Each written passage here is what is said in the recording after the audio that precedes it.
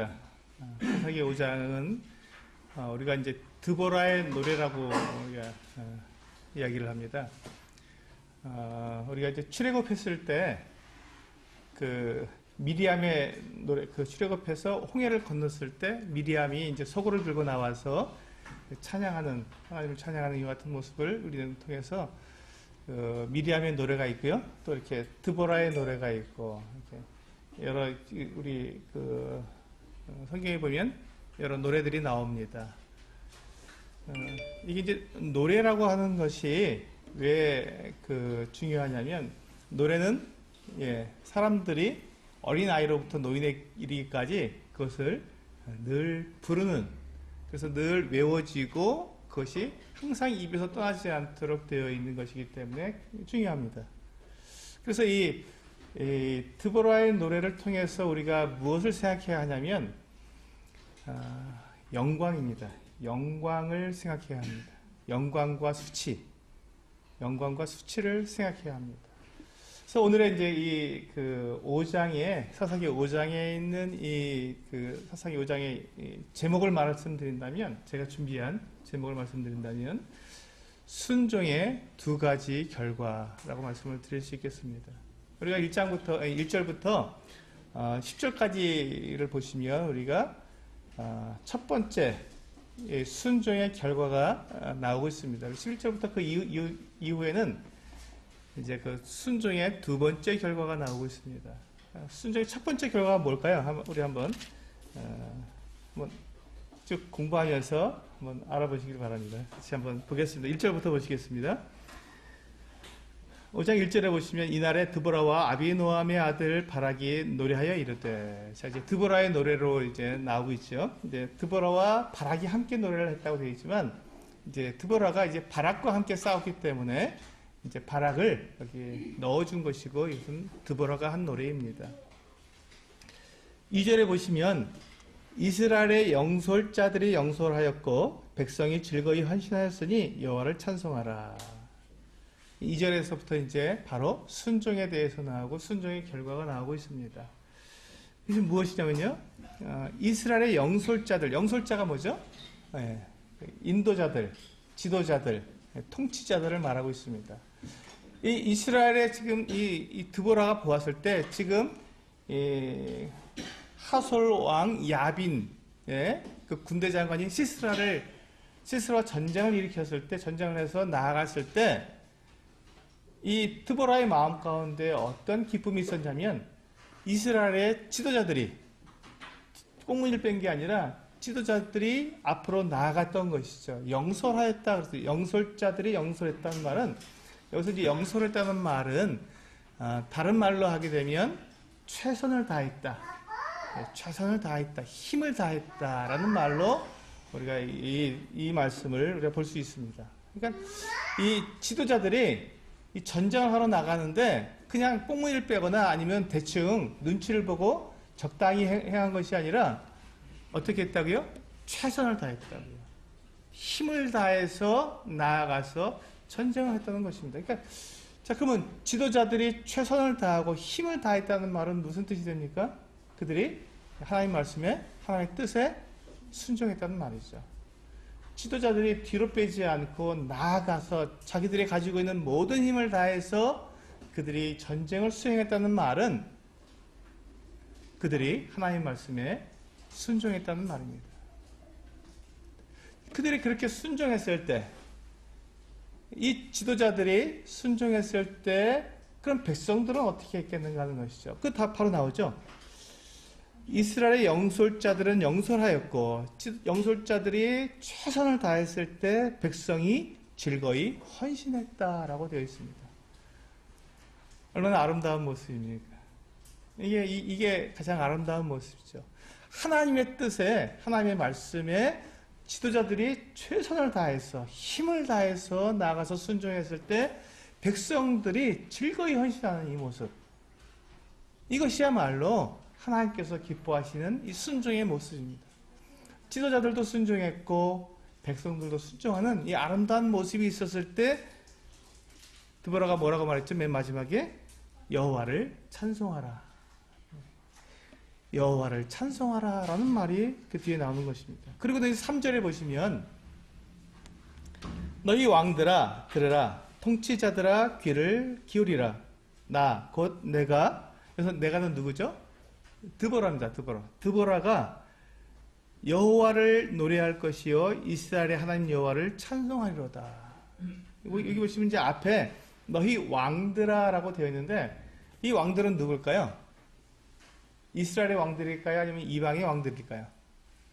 이방의 왕들이죠. 왜냐하면 아직까지 이스라엘의 왕이 없었기 때문에 이 왕들은 이방 나라 왕들을 가리키는 것입니다. 자, 그러니까 드보라가 지금 누구에게 외치고 있습니까? 너희 이방 왕들아, 이방 나라 사람들아 들어라. 뭘 들으라고요? 귀를 기울이라. 곧 나, 이 드보라가 지금 내가 외치고 있는데 이 외치는 소리를 들으라는 것이죠. 그럼 뭐라고 외치고 있습니까? 드보라가 내가 여호와를 노래할 것이요 이스라엘의 하나님 여호와를 찬송하리로다. 이거 예배입니다. 이것이 예배이죠. 믿지 않는 사람들을 향해서, 하나님이 없다고 주장하는 사람들을 향해서 하나님께서 이와 같이 하셨다고 그 하나님을 찬송하고 그 하나님을 높이고 그 하나님을 찬양하는 것, 이것이 예배입니다. 예배는 그 말 자체가 드높이다, 엎드려 절하다, 이런 뜻이 있기 때문에 이 지금 얼마나 놀라운, 드보라가 이 믿지 않는 사람들 앞에서 하나님을 높이고 경배하고 그를 찬양하는 이 같은 모습이 아름다운 이 예배의 모습으로 나오는 것인데, 이 예배의 모습이 어디에서부터 시작됐다고요? 순종에서부터 시작됐습니다. 순종에서. 그래서 첫 번째 순종의 결과가 무엇입니까? 예배입니다. 참된 예배로 나아갑니다.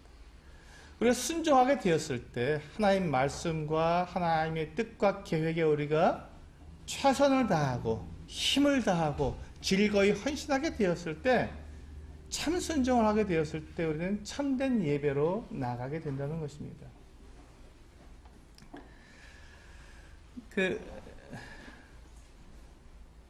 많은 사람들이 우리가 하나님을 예배한다고 하지만 영과 진리로 예배하지 못하고 우리가 습관적으로 예배할 때가 있습니다. 매주 우리 하나님을 예배하는데 그 예배가 정말 내 안에서 솟아나는 이 새로운 하나님 앞에 정말 찬양과 기쁨과 감사로 나아가지 못하고 그냥 습관적으로 늘 하던 거니까 늘 하던 대로 하나님을 예배하기가 참 쉽습니다.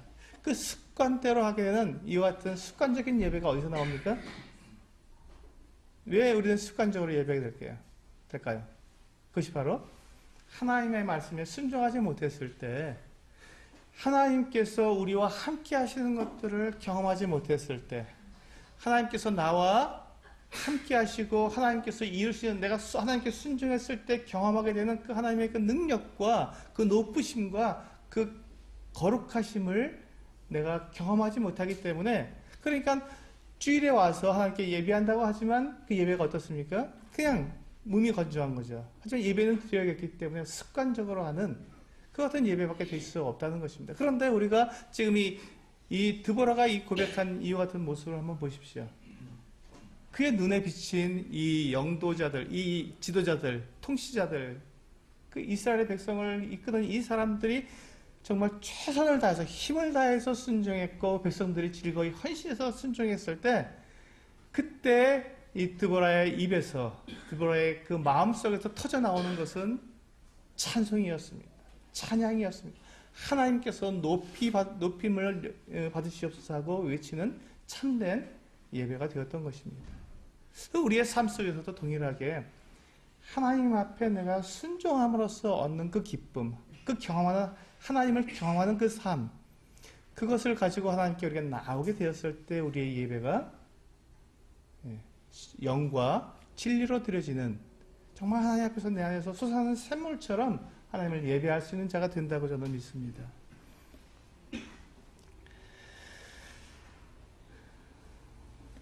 그 다음에 우리가 보시면요, 여기 4절과 5절은 이제 드보라가 이제 하나님을 찬양하고 경배하는데, 하나님께서 전에 행하셨던, 앞서서 행하셨던 일들을 가지고 와서 하나님이 어떠하신 분이신지를 다시 한번 기억하며 찬양하고 있는 것입니다.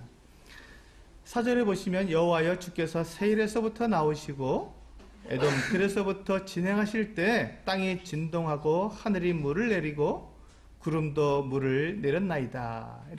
이렇게 외치고 있습니다. 노래하고 있습니다.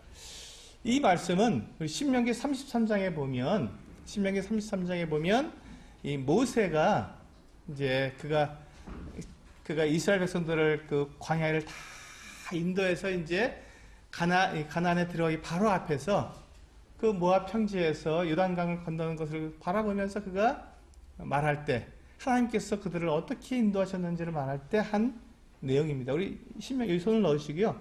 신명기 33장으로 가보시면 2절에서 그와 같이 말씀하고 있습니다. 신명기 33장 2절입니다.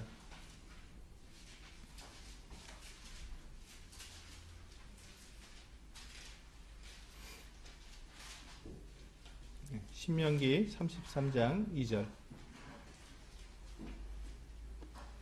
1절에 보시면 하나님의 사람 모세가 죽기 전에 이스라엘 자손을 위하여 축복함이 이러하니라. 모세가 이제 죽기 전에 이스라엘 백성들을 축복하는데 그 첫 마디가 바로 이 말씀입니다. 2절에서 보니까 그가 일렀을 때 여호와께서 시내산에서 오시고 세일산에서 일어나시고 바란산에서 비추시고 1만 성도 가운데 강림하셨고 그의 오른손에는 그들을 위해 번쩍이는 불이 있도다. 이 말씀을 드보라가 인용해서 지금 우리 본문에서 5장 4절에서 여호와의 주께서 세일에서부터 나오시고 에돔 들에서부터 진행하실 때 땅이 진동하고 하늘이 물을 내리고 구름도 물을 내렸나이다 하고 이렇게 인용해서 지금 하나님께서 이 시스라 이 야빈의 군대 장관인 시스라를 무찌를 때 하셨던 이와 같은 것과 이렇게 맥을 같이 하는 것이죠. 모세의 노래를 가지고 와서 자기 드보라가 지금 하나님이 그대로 우리들하고도 함께 하셨다. 그 세일사에서 일어나셨던 그 하나님, 광야를 지나게 하셨던 그 하나님께서 지금 우리와 함께 하셨다고 이렇게 고백하는 것입니다. 우리가 하나님을 예배할 때 우리의 마음속에도 늘 그것을 기억하지 않습니까? 내가 어떠한 사람이었는가? 내가 하나님을 알기 전에 내가 어떠한 사람이었는가? 그런데 나를 하나님께서 어떻게 구원해 주셨는가? 나의 그 허물과 죄로 죽었던 나를 그리스도께서 살려주신 그것이 어떠한 모습이었는가 하는 것들을 우리는 늘 기억하면서 하나님께 우리는 예배하게 됩니다. 우리의 그 과거, 우리의 그 원래의 내 상태를 내가 기억하지 못하면 우리는 종종 교만해집니다. 지금 내 모습이 원래 내 모습인 것처럼 생각하면서 처음부터 내가 이런 사람이었던 것처럼 생각하면서 우리는 교만해지기가 참 쉽습니다. 그런데 드보라도 마찬가지였죠. 그래서 이스라엘 백성들에게 우리가 지금 이 하솔 왕 야빈의 그 군대 장관 시스라의 900대나 되는 철병거를 다 무찔렀다. 어마어마한 대승을 이루었다. 그런데 우리가 처음부터 그런 능력을 가진 자처럼 우리는 착각하지 말자. 겸손하자. 교만하지 말자. 하나님이 하신 것이다 라고 지금 이 드보라가 이스라엘 백성들을 그렇게 지금 맨대로 하나님께서 어디서부터 시작하셨는가를, 이스라엘이 어디서부터 시작되었는가를 지금 이야기하면서 하나님 없이는 아무것도 아니다라는 것을 지금 드보라가 이스라엘 백성들에게 상기시켜 주는 것입니다. 그렇습니다. 이게 예배의 첫 시작입니다.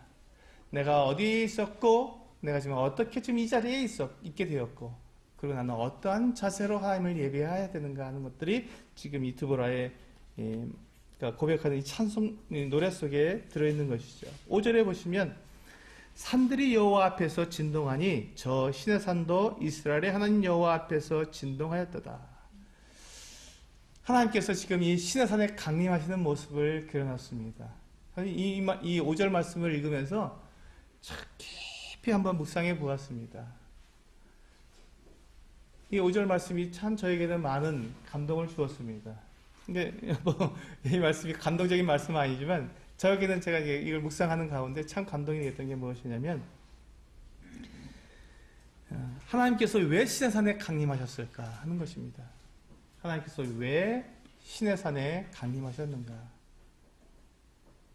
이제 그 출애굽기 지금 계속 모세의 이야기와 함께 이렇게 연결되었기 때문에 이 드보라가 거리 넘어갔기 때문에 제가 출애굽기를 쭉 이렇게 회상하면서 출애굽기에서 하나님께서 어떻게 하셨는가를 생각해 보니까 지금 이 5절에 나와 있는 이 시내산에 강림하신 하나님이 왜 시내산에 강림하셨는가 하는 것들을 묵상하게 되었는데, 왜 하나님께서는 시내산에 강림하셨죠? 이스라엘 백성들과 함께 계시기 위해서. 하나님께서는 이스라엘 백성들 가운데 거하시기 위해서 시내산에 강림하셨습니다. 아직 그때는 성막이 만들어지기 전이니까요. 그러니까 이 시내산에 강림하셨습니다. 사람들이 무서워 떨고 두려워했지만 하나님께서는 시내산에 강림하셔서 거기에서 내가 너희와 함께 하겠다라고 선포하셨습니다. 나는 너희의 하나님이 되고 너희는 나의 백성이 된다고 선포하신 것이 시내산입니다. 하나님께서는 이스라엘 백성들과 함께 거하고자 하셨던 것이죠. 그리고 시내산에서 하나님께서 이스라엘 백성들과 함께 거하기 위해서 이스라엘 백성들에게 무엇을 주셨습니까? 법을 주셨습니다. 법을. 하나님께서 이스라엘 백성들과 함께 거하시기 위해서 필요한 법을 주셨던 것이죠. 그래서 이스라엘 백성들이 하나님께서 주신 그 법을 지키고 순종하고 따르면, 그러니까 그들이 하나님의 법을 지키는 한 하나님과 하나님께서 이스라엘 백성들과 함께하고 계시는 것이죠. 이해가 되십니까? 예. 하나님께서 이스라엘 백성들과 함께 거하시기 위해서 그들에게 법을 주셨습니다. 너희가 이 법을 행하면 내가 너희와 함께 하겠다. 너희가 이 법을 행하면 너희가 거룩하고 이 땅 가운데 나와 함께 하겠다고 주님께서 말씀하셨기 때문에 이스라엘 백성들이 그 법을 받아서 그렇게 성막도 짓고 그 율법에 따라서 그들이 정결하게 하고 그들이 살아가게 될 때 하나님께서 어떻게 하셨습니까? 이스라엘 백성들과 함께 거하셨던 것입니다.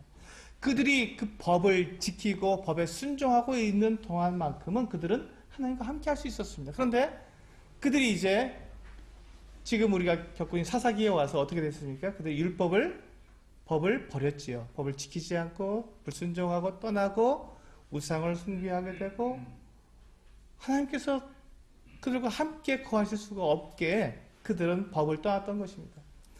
법을 순종했을 때 하나님께서 함께하고 계시지만 법을 그들이 순종하지 않았을 때 하나님은 그들과 함께할 수가 없었던 것이죠.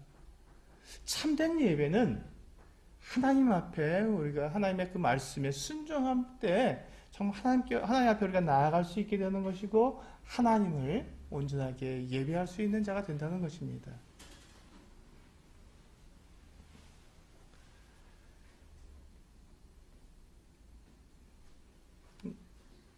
이스라엘 백성들이 하나님의 법에 순종할 때 하나님은 이스라엘의 예배 가운데 거하실 수가 있었습니다. 그러나 그들이 하나님의 법을 불순종할 때 하나님은 그들과 함께 할 수가 없었던 것이죠. 이제 6절에 가서 한번 보시겠습니다. 6절에 보시면 아나사의 아들 삼갈의 날에 또는 야엘의 날에는 대로가 비었고 길에 행인들은 오솔길로 다녔도다. 이게 문제가 있습니다. 여기에서. 왜 사람들이 대로 큰 길을 만들어 놓고는 길로 안 다니고 저 오솔길로 숲속길로 다니게 됐을까요? 예, 대로로 가면 무슨 일을 당하니까 그렇습니다. 불법이 난무하고 폭력이 난무하기 때문에 대로로 갈 수가 없었던 것이죠. 그래서 산길로 숲길로 숨어서 다닐 수밖에 없었던 것입니다. 큰 길로 가면 지키고 있다가 돈을 빼앗고 때리고 그렇게 폭력을 행사하기 때문에 불법이 난무하기 때문에 대로로 다닐 수가 없었던 것이죠. 하나님의 법에서 떠난 모습이 여기서 나타나고 있습니다. 그래서 7절에 보면 이스라엘에는 마을 사람들이 그쳤으니 나 드보라가 일어나 이스라엘의 어머니가 되기까지 그쳤도다. 그래서 이스라엘은 마을에 사람들이 없는 거예요. 제대로 살 수가 없는 거죠. 왜? 법이 무너졌기 때문에 그렇습니다. 하나님의 법이 무너졌기 때문에 그러니까 이 가나안 족속들이 그들을 압제하게 되고 또 그와 같은 불법과 이 불의가 난무하면서 사람들이 제대로 살 수가 없으니까 숨어 살게 될 수밖에 없는 것이죠. 길로도 못 다니고 숲속길로 다니게 되면 이 어떤 정말 비참한 모습이 있었던 것입니다. 근데 그게 언제까지라고요? 나 드보라가 이스라엘의 어머니가 되기까지였다라고 했습니다. 이게 무슨 말이지? 드보라가 이제 그 앞에서 우리가 4장에서 드보라가 사사가 되지 않습니까? 4장 4절에 보면 그때 랍비돗의 아내 여선지자 드보라가 이스라엘 사사가 되었는데, 네, 5절에 그는 에브라임 산지 라마와 베델 사이 드보라의 종려나무 아래에 거주하였고 이스라엘 자손은 그에게 나아가 재판을 받더라. 이렇습니다. 드보라가 무슨 일을 했다고요? 사사가 되어서 백성들을 어떻게 했다고요? 재판을 했습니다. 법을 바로 세운 것이죠. 하나님의 법을 바로 세웠습니다. 공의로 심판하고 불의를 재판하면서 심판하면서 올바르게 하나님의 법을 세우게 되었을 때, 그때 비로소 이 이스라엘 마을들의 사람들이 다시 들어서게 되었고 길에 사람들이 다닐 수 있게 된 것입니다. 그래서 하나님의 법이 지켜질 때, 하나님의 법에 순종하게 될 때 우리는 생명을 얻는 것이고 또 풍성이 얻게 되는 것입니다. 우리가 하나님의 법을 무시하고 하나님의 법에 순종하지 않을 때 우리는 불안하고 불의와 폭력과 이런 것들이 난무하게 되는 것이죠. 불안해서 살 수가 없는 것입니다.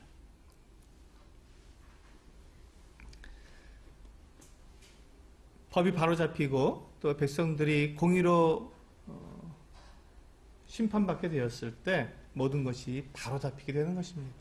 이제 8절로 가보시면요. 근데 무리가 새 신들을 택하였으므로 그때 전쟁이 성문에 이르렀으나 이스라엘의 4만 명 중에 방패와 창이 보였던가. 여기 보시면 이제 또 한 가지 문제가 있죠. 법이 이스라엘 백성들 가운데 법을 지키지 않고 법을 불순종할 뿐만 아니라 8절에서는 사람들이 무엇을 택했습니까? 새 신들을 택했습니다. 새 신, 새로운 신. 그들이 조상 때부터 섬겨왔던 하나님이 아니라 그 주위에 자기들이 볼 수 있는 이방 나라 사람들이 섬겼던 그 새로운 신을 그들이 섬겼기 때문에 그 결과로 무엇이 왔다고요? 전쟁이 성문에 임했다는 것입니다. 하나님께서 그들에게 약속하신 대로 너희가 만약에 나를 떠나서 우상을 섬기거나 그 거짓 신들을 섬기게 되면 너희 가운데 전쟁을 일으키겠고 너희가 패배해서 먼 나라로 포로로 끌려갈 것이라고 하나님께서 이스라엘 백성들에게 미리 말씀해 주셨습니다. 그런데 그들이 그렇게 되어서 새 신을 섬기게 되었을 때 전쟁이 그들의 성문에 임하게 된 것이지요. 그때 이제 이 드보라가 어떻게 했습니까? 사람들을 각 지파에 보내서 군사를 일으켰죠. 군사를 일으켰습니다. 그때 이 스불론과 납달리에서 10,000명의 군사가 일어났습니다. 가장 먼저 출동을 했죠. 그들이 먼저 일어나서 스불론과 납달리 사람들이 거기서 10,000명의 군사를 보냈습니다. 그리고는 다른 지파에서도 이제 군사를 보내서 다 도합이 40,000명이 되었던 것이죠. 그런데 참 이 말씀 여기 보시면 답답한 게 지금 이 시스라의 군대, 가나안 왕 이 야빈의 군대 장관인 이 시스라는 지금 가장 강력한 무기인 철병거를 900대나 가지고 있었습니다. 그런데 여기 보시면 40,000명이 일어났지만 이 40,000명 중에 방패와 창이 보였던가 변변한 무기가 없었던 거예요. 사람들은 많이 모였는데 그들이 가지고 있는 게 변변한 무기가 없이 일어났던 것입니다. 그런데 참 놀라운 게요. 이렇게 이스라엘 백성들이 이 지금 시스라의 900대의 철병거를 이길 만한 조건이나 무기나 이런 것들이 없었음에도 불구하고 그들이 어떻게 했다고요? 일어났다는 것입니다. 하나님께서 하신 말씀, 하나님께서 그들을 대적하고 그들을 무찌르라고 하셨을 때 그 말씀을 믿고 이스라엘 지도자들이 힘을 다했고 백성들은 즐거이 헌신했고 그래서 그들이 그런 모든 두려움을 이기고 일어섰다는 것입니다. 군사를 일으켜서 그들과 전쟁하러 나왔던 거예요. 근데 사실 지금 이 원래대로 보면은 시스라의 이 철병거 900대가 움직이면 이스라엘 군사들 이게 창도 없고 방패도 없는 이 그냥 맨몸으로 이렇게 뭐 나온 이 군사들이요. 그 900대 이 철병거와 싸우면 백전백패입니다. 이길 수가 없는 전쟁입니다. 그럼에도 불구하고 하나님께서 일어나라 했을 때 그들이 순종해서 일어났던 것입니다. 두려워하지 않고. 그래서 9절을 보세요. 아주 드보라가 이와 같이 노래합니다. 내 마음이 이스라엘의 방백을 사모함은, 방백은 지도자란 뜻이죠. 내 마음이 이스라엘의 방백을 사모함은 그들이 백성 중에서 즐거이 헌신하였음이니 여호와를 찬송하라. 지금 이스라엘의 이 귀족들, 지도자들이 그냥 가만히 있지 않았다는 것입니다. 그들이 일어났어요. 즐겁게 헌신했습니다. 전쟁을 하려면 뭐가 필요합니까? 물자가 필요합니다. 물자가 필요합니다. 식량도 있어야 되죠. 또 거기에 따른 뭐 이렇게 운송하려면 그런 뭐 말이나 뭐 이런 그 운송 기구들이 필요하죠. 이 모든 것들이 다 어떤 물자들이 필요한데 그 물자를 누가 갖고 있습니까? 이 귀족들이 가지고 있죠. 높은 사람들이 가지고 있습니다. 그들이 가만히 있으면, 그들이 그런 물건을 내놓지 않으면 전쟁을 할 수가 없는 거예요. 그런데 그래서 보면 이스라엘 방백들이 어떻게 했다고요? 즐거이 헌신했다고 했습니다. 이 놀라운 일이 일어났을 때 드보라가 그 마음이 내가 이스라엘 방백들을 사모한다고 말했습니다. 그래 너희들이 이와 같은 일들을 한 거다 하고 그들을 높여준 것이죠. 그리고 10절에도 보면요. 흰 나귀를 탄 자들, 양탄 자에 앉은 자들, 길에 행하는 자들아 전파할지어다. 지금 그 흰 나귀를 탄 사람들은 부자들입니다. 양탄 자에 앉은 사람들은 그 높은 신분의 사람들이죠. 또 길에 행하는 사람들, 모든 사람들을 말합니다. 이 모든 사람들이 다 같이 외치라는 것입니다. 누구를 외치라고요? 누구를 외치라고요? 11절에 보시면요. 활 쏘는 자들의 소리로부터 멀리 떨어진 물 깃는 곳에서도 여호와의 공의로우신 일을 전하라. 하나님께서 얼마나 공의롭게 행하셨는지, 악한 자를 악하게 다루시고 선한 자를 세우시는 이 하나님의 이 공의로우심을 전하라는 것입니다. 하나님께서 공의로우시다고 하는 그 우리의 그 고백이 바로 예배의 고백입니다. 우리가 하나님에 대해서 하나님은 선하시고 공의로우시다는 이와 같은 우리는 분명한 고백을 하나님 앞에 나와서 해야 합니다. 우리가 예배할 때 하나님께서 나에게 해주신, 나를 선대해 주신 것에만 감사하는 것이 아니라 하나님께서는 선하시고 공의로우시다는 이 부분에 대해서 우리는 찬양을 드려야 합니다. 하나님께서 공의로우시면 혹시 내가 불의한 일을 했으면 나에게는 어떻습니까? 좋은 일이 일어나겠습니까? 나에게 안 좋은 일이 일어나겠습니까? 안 좋은 일이 일어납니다. 내가 불의하게 해갔으니까. 그 공의로우신 하나님이 나를 반드시, 나의 그 불의한 것을 반드시 심판하실 것이기 때문에 내가 불안하지요. 하지만 그 하나님께서 그와 같이 공의로우시기 때문에 그분은 찬양받으시며 예배받으시기에 합당하신 분입니다.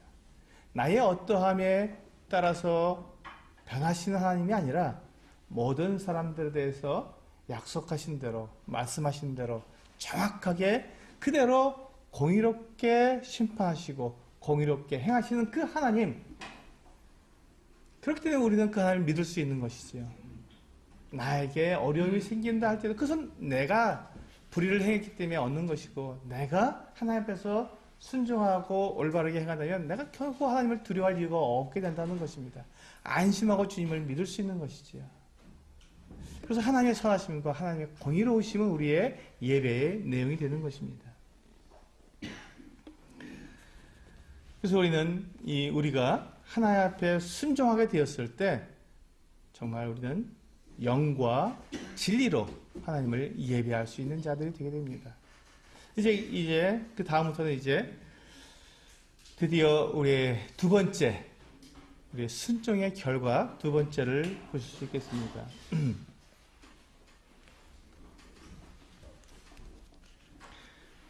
12절에 보시면 깰지어다 깰지어다 드보라여 깰지어다 너는 노래할지어다 일어날지어다 바라기여 아비노함의 아들이여 내가 사로잡은 자를 끌고 갈지어다. 이제 드디어 이 드보라와 바락이 함께 이제 일하는 이와 같은 모습을 노래하고 있습니다.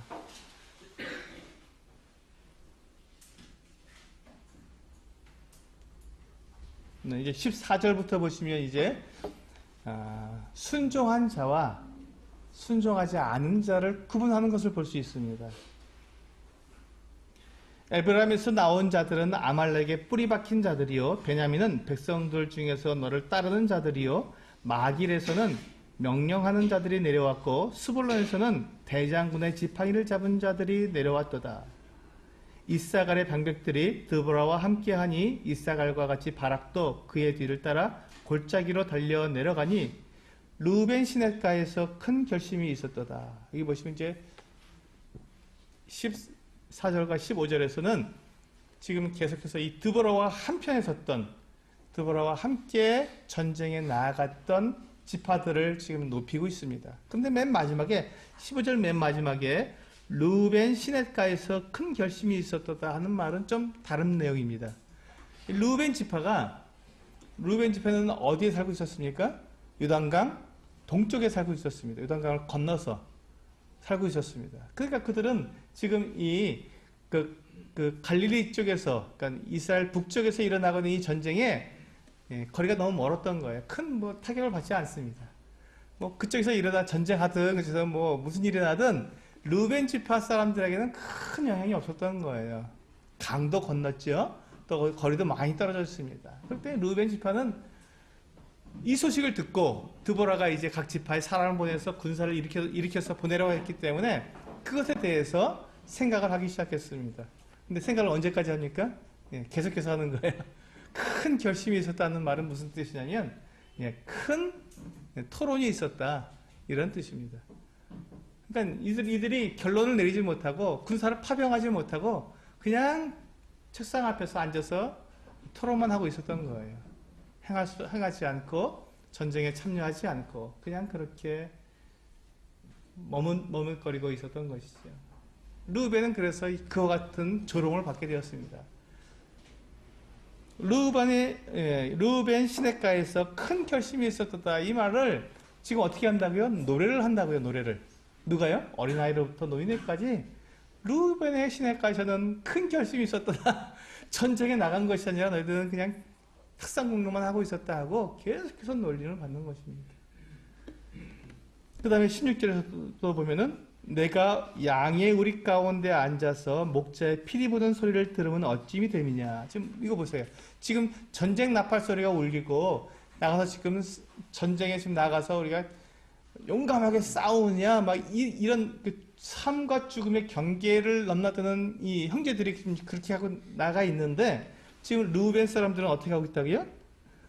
양의 우리 가운데 앉아서 목자의 피리 부는 소리를 듣고 있다. 그리고 또 거기 한 번 더 그들을 놀리죠. 루벤 시냇가에서 큰 결심이 있었도다. 드보라의 마음 가운데 루벤 지파가 한 행동은 너무나도 괘씸했던 것입니다. 그래서 그들을 조롱거리로 삼았습니다.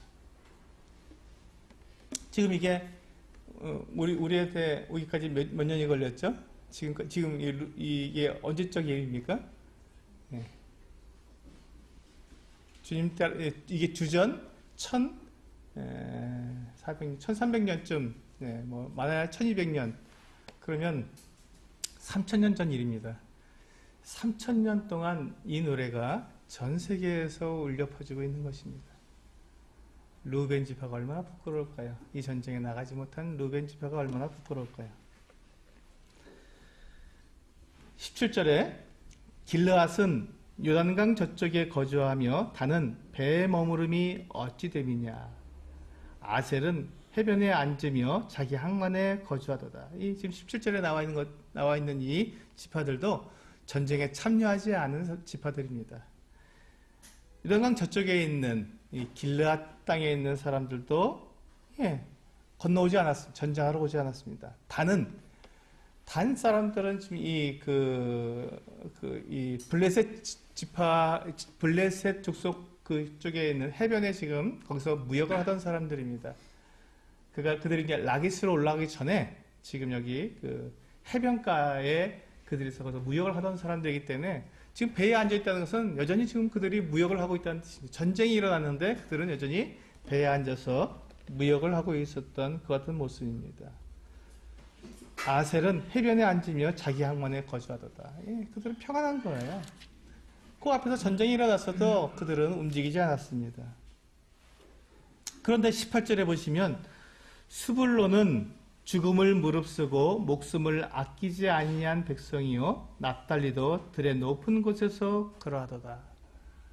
스불론과 납달리가 지금 이 다볼산으로 지금 몰려와서 1만 명이나 몰려와서 그들이 용감하게 전쟁을 했던 이 모습을 높여주고 있습니다.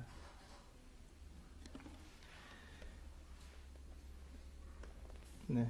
그 다음에 이제 20절에 보시면 별들이 하늘에서부터 싸우되 그들이 다니는 길에서 누가 싸웠다고요? 시스라와 싸웠다고 합니다. 이 말씀은 우리가 조금 이해하기 어렵지만 이 말씀을 우리가 읽었을 때 하나님께서 특별한 권능으로 시스라를 공격하셨던 그 모습을 우리는 생각합니다. 이 부분이 이제 어떤 부분이냐면 우리가 기손강에 지난주에 말씀드릴 때 기손강에 지금 이 시스라가 자기 철병거 900대를 이끌고서 진을 쳤지 않습니까? 이 기손강은 평시에는 우기가 아니라 그냥 건기에는 마른 땅이에요. 그러니까 거기 병거를 놔도 전혀 문제가 안 됩니다. 철병거를 놔도 전혀 문제가. 그러니까 시스라가 얼마나 그 철병거를 다루는데 능숙한 사람인데 그가 철병거가 움직이지 못하는 곳에 진을 칠 리가 없죠. 그러니까 마른 땅이었기 때문에 기손강가에 그냥 얼마든지 진을 칠 수 있었습니다. 넓은 땅이었고 평지였기 때문에 너무 좋으니까.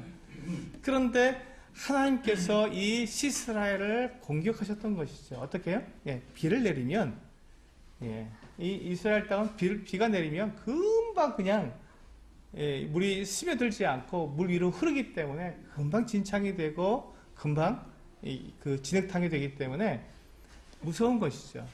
근데 지금 하나님께서 특별히 지금 이 기손강가에 진을 치고는 시스라 군대를 갖다가 멸하시기 위해서 비를 내리신 것이 아닌가 하는 이 기록에는 짧은 기록이 안 나와 있지만 그렇기 때문에 이 기손강이 진흙탕이 되었고 그 진흙탕 속에서 철병거가 움직일 수 없었기 때문에 이 시스라가 철병거에서 내려서 걸어갈 수밖에 없었던 그 같은 모습이었다 생각이 들면서 지금 20절에서 별들이 하늘에서부터 싸우되 그들이 다니는 길에서 시스라와 싸웠다는 말씀이 하나님께서 특별한 능력으로 그와 같은 비나 우박이나 뭐 이런 것들을 내리신 것이 아닌가 하는 생각을 갖게 됩니다.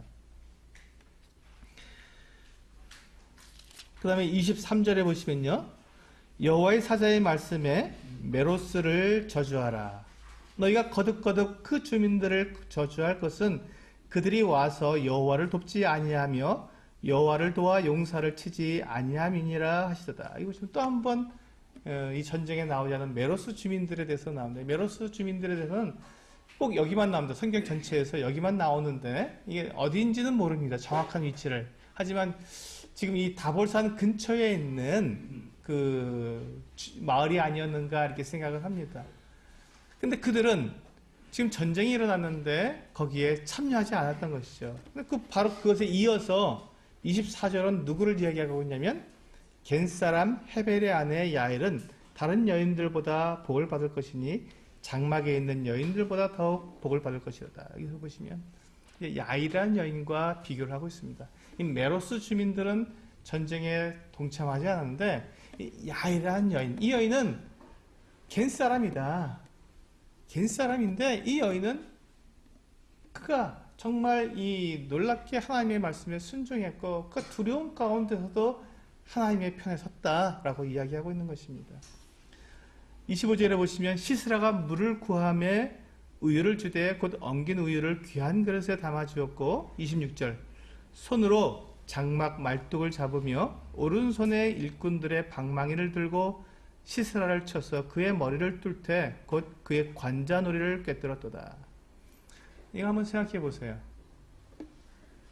이 여인이, 이 연약한 여인이 시스라가 이제 깊이 잠들었다는 것을 알고 이제 이 시스라를 죽이기 위해서 말뚝을 가지고 망치를 가지고 와서 이제 시스라를 죽이려고 했을 때 얼마나 두려웠겠습니까? 덜덜 떨렸겠죠. 얼마나 두렵고 얼마나 떨렸겠습니까? 이건 뭐 그 누구라도 떨릴 수밖에 없는 상황입니다.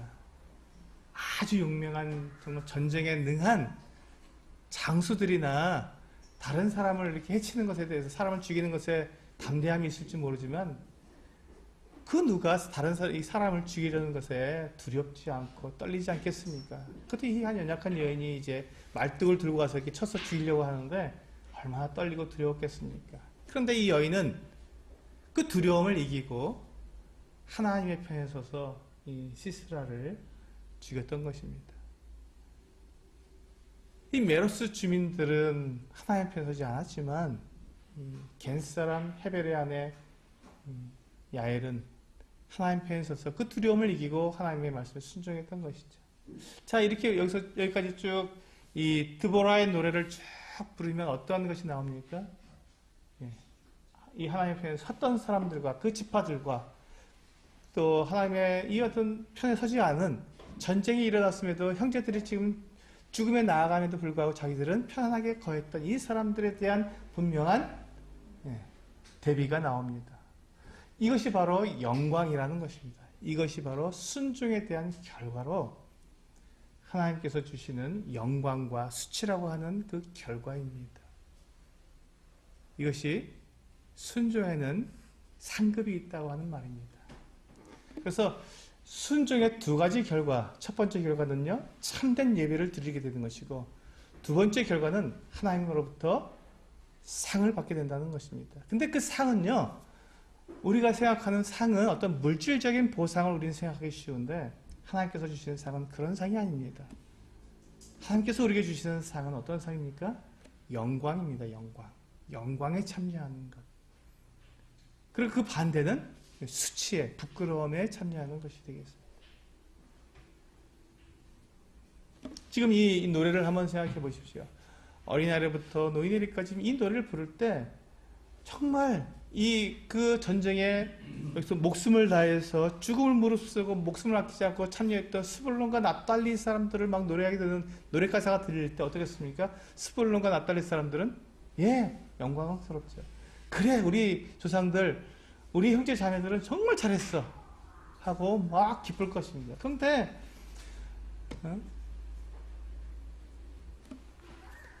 루벤의 시냇가에서 큰 결심이 있었다라고 말을 할 때 루벤 지파 사람들은 정말 부끄러웠을 것입니다. 그 자손 대대로 얼마나 부끄러웠을 것입니다. 수치에 들어가는 것이고 영광에 들어가는 것입니다. 우리 교회도 마찬가지입니다. 교회도 우리가 하나님 앞에 이제 우리가 하늘나라에 가서 우리가 하나님 앞에서 우리가 상을 받게 됩니다. 우리가 이 땅에서 행한 것에 대해서 우리가 예수 그리스도의 심판대에서 우리가 상을 받게 될 터인데, 여러분 그 상이 어떤 물질의 상이 아닙니다. 우리 그걸 절대로 오해하시면 안 됩니다. 하늘나라에서 우리에게 필요한 것이 뭐가 있겠습니까? 거기서 먹을 것이 부족하겠습니까? 입을 것이 부족하겠습니까? 아니면 살 집이 부족하겠습니까? 예수 그리스도께서 우리를 위해서 우리가 거처할 것을 준비하러 가셔서 다 준비되면 다시 와서 우리를 그 거처로 데려가시겠다고 했는데, 우리에게 그곳에서 거처할 것이 부족하겠습니까? 그렇지 않습니다. 우리가 그곳에서 누릴 수 있는 모든 것은 이미 다 준비되었고, 그것이 결코 부족함이 없고 완벽하며 모든 것이 다 준비되어 있습니다. 풍족합니다. 그러니 우리가 하나님께로부터 받을 상은 결코 물질적인 것이 아닙니다. 그럼 무엇을 받습니까? 면류관을 주신다고 하나님께서는 약속해 주셨습니다. 면류관. 성경에 보면 면류관을 주신다고 약속하셨는데, 그 면류관이 무엇입니까? 면류관은 이긴 자, 승리자가 받는 영광의 표시입니다. 그 관을 쓰는 순간 그 사람은 승리한 사람입니다. 승리자가 받는 그 면류관, 그 영광의 관을 쓰게 될 것입니다. 우리가 주님 나라 가서 우리가 하나님 나라에서 영원히 살게 되면서 우리가 누릴 수 있는 것은 물질적인 상을 누리는 것이 아니라 하나님의 그 영광에 함께하며 그 영광을 누리며 하나님께 주시는 정말 잘하였도다 착하고 충성된 종아라고 부르시면서 우리에게 씌워주실 그 영광의 면류관, 그것이 우리에게 오는 상입니다. 그런데 그 영광은 얼마 동안 지속된다고요? 영원입니다. 영원히 지속되는 것입니다. 그러니 우리가 하늘나라에서 우리가 하나님께서 나에게 뭐 땅을 얼마큼 더 주실까, 뭐 집을 몇 채나 주실까, 이것에 우리는 관심을 가지지 않습니다. 무엇에 우리는 관심을 갖습니까? 영광에 관심을 갖습니다. 우리가 순종했을 때 그 순종의 결과로 우리는 하나님의 그 영광에 참여한 자가 될 것이고 영원한 영광을 우리가 누리게 될 것입니다. 그러므로 우리는 순종의 동기를 가지게 됩니다. 네. 그 뒤에 보시면 이제 시스라의 어머니가 그 시스라를 기다리는, 죽은 시스라를 기다리는 장면이 나옵니다. 이 사람들의 이 어리석음입니다.